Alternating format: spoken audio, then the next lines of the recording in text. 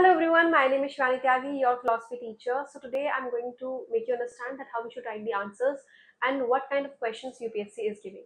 So first of all, we have to understand that UPSC doesn't ask you for definitions.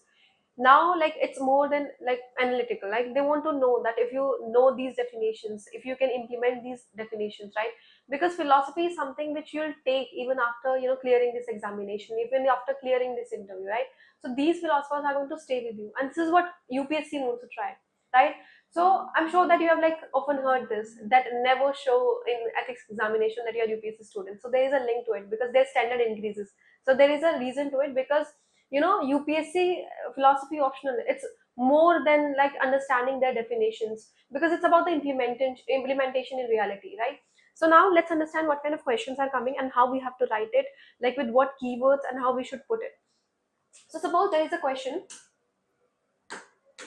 that Kant says a person is morally free only when they follow their own rational mind and not their emotion, not fear, and not outside pressure. So what Kant says, that we should focus on ourselves, about our beliefs, right? What this reality around us, what people around us think, right? We should not make decisions with the pressurizing, right? So this is what Kant says, and we understood this philosophy. I also made video on this, so you can watch that on my playlist. Now first of all, you have to explain the meaning, that what exactly he was trying to say. So you are moral when you decide, not when someone else or something else pushes you, right?